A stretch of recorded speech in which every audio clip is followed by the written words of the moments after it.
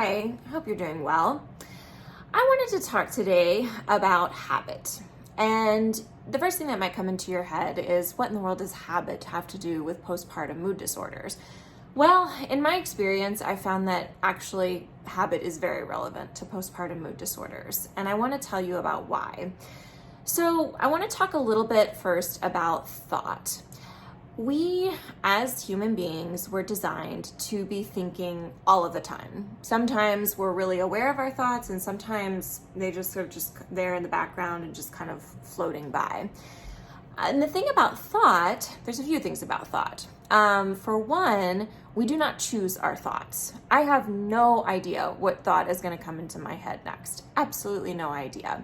And even if I didn't like what was going to come next, there's really not much I can do about it because it's still going to come. So I don't choose my thoughts. My thoughts are they come to me. The other thing about thoughts is that after they come, they leave. So I might think something that I really don't like, that might make me feel kind of, bad. And but then if something were to happen behind me, if somebody were to jump out and scare me and I would get distracted with something, I would probably forget about that thought that made me feel bad, unless I decided to go back to it. If I was like, oh, what was that thought? I really didn't like that thought. Otherwise, it's just like a cloud. It would just be gone. So thoughts, we don't choose them. And if left to their own devices, they're not really made of anything other than energy, that they're not concrete. And so they dissipate. There's really nothing to them.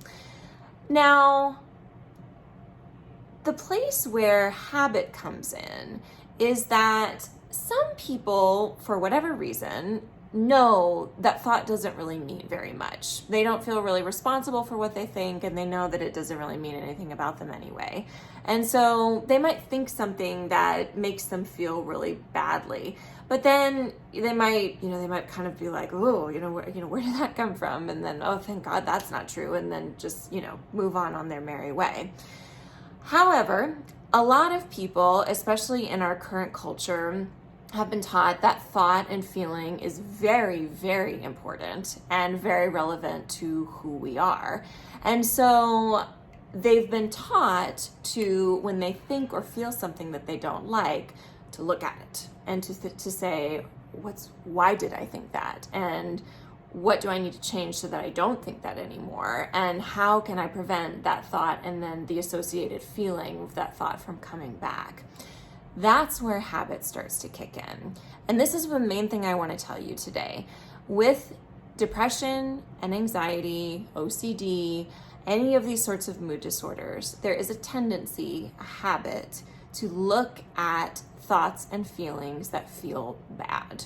So there's a tendency when discomfort arises to go into our heads and to start thinking, why is that here? What's wrong with me? What's wrong with this situation? What's wrong with that person that just made me think that thing? And we grab onto it instead of letting it go. What does that tell our brains? It tells our very well designed brains that are given to us to protect us that whatever just happened is very important and needs more attention.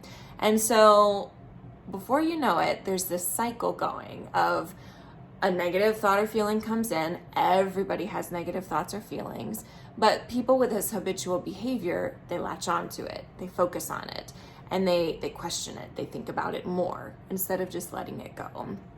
And this might sound very, very simple, but I want you to just sit with it for a little bit because it's really, really important. So, and you might just start to notice. You might start to notice when sometimes thoughts and feelings come into your head and then they just disappear. Or you might notice the tendency of a certain thought that comes into your head or a certain feeling that comes into your body where you have a tendency to go, oh, there it is again. There it is again. What do I need to do about it? And to think and think and think and think more about it. And just start to notice it and see what shows up for you, because it's huge, huge when it comes to any sort of mood disorder, and definitely postpartum mood disorders. So think about it. Let me know what you think. You can read more at lightheartmom.com. Thanks.